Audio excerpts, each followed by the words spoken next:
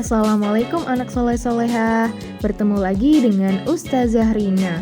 Kali ini Ustazah akan menerangkan materi yaitu ciri-ciri makhluk hidup, tema 1, subtema 1. Nah, makhluk hidup adalah suatu organisme yang dapat mempertahankan dirinya dari berbagai perubahan lingkungan dan dapat berkembang biak untuk melestarikan jenisnya.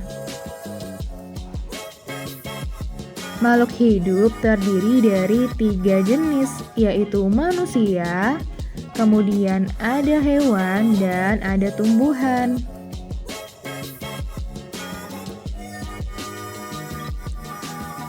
Nah, ciri-ciri makhluk hidup diantaranya bergerak, bernafas, tumbuh, peka terhadap rangsang, berkembang biak, dan makan dan minum ya. Yang pertama bergerak, yaitu dapat menggerakkan bagian tubuhnya atau organ tubuh walaupun tidak berpindah tempat.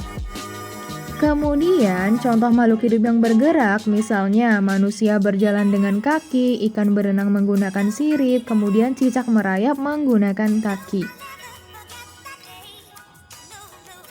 Nah, kedua bernafas, yaitu proses mengambil oksigen dari lingkungan dan mengeluarkan gas karbon dioksida dari tubuh. Oksigen digunakan untuk mengubah zat makanan menjadi energi secara kimiawi. Energi digunakan untuk aktivitas tubuh ya.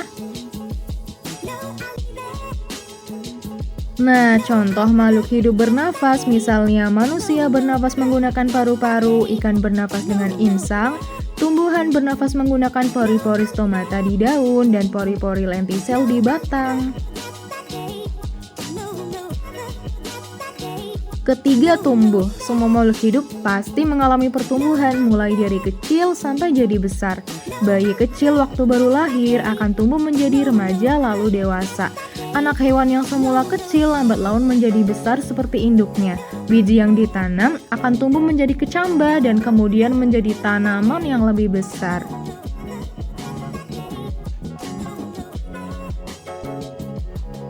Kemudian contoh pertumbuhan pada hewan. Nah, ini ada contoh telur, kemudian menetas menjadi anak ayam, lalu lambat laun menjadi ayam dewasa.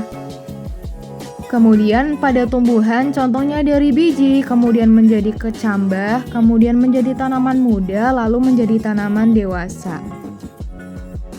Nah, contoh pertumbuhan pada manusia ini terdapat perubahan jasmani ya. Dari bayi, anak-anak, kemudian menjadi remaja, menjadi orang tua, dan yang terakhir menjadi lansia atau lanjut usia. Nah, yang keempat ada peka terhadap rangsangan. Reaksi ini timbul jika ada rangsangan dari lingkungan, misalnya dari cahaya, panas, dingin, bau dari gas, sentuhan, gravitasi, rasa, dan lain-lain. Nah, contohnya ada putri malu yang sebelum disentuh daunnya mekar, kemudian setelah disentuh daunnya mengincup. Lalu ada siput atau bekicot, jika kita ketuk cangkangnya maka siputnya akan masuk ke dalam cangkang. Kemudian pada manusia ada matahari. Lalu 5 berkembang biak. Proses di mana makhluk hidup itu bertambah banyak supaya menghasilkan keturunan dan tidak punah. Jadi makhluk hidup pasti akan berkembang biak.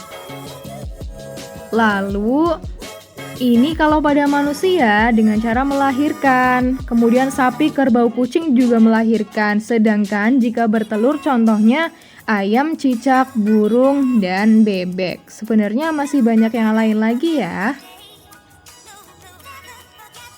Nah, selanjutnya makan dan minum.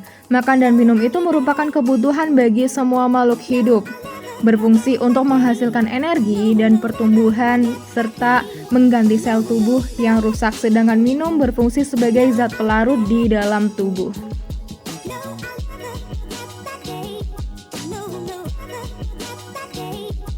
Nah, untuk tumbuhan menghasilkan makanan dengan cara proses fotosintesis ya.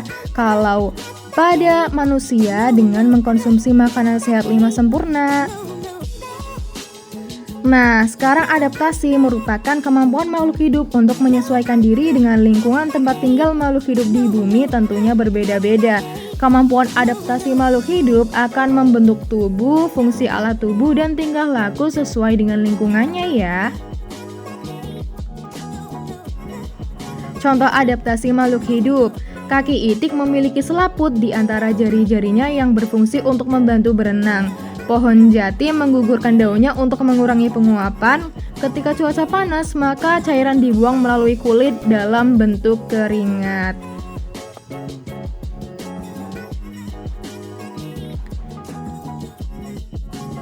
Wah, sudah selesai nih anak soleh-soleha. Wassalamualaikum warahmatullahi wabarakatuh. Thank you for watching.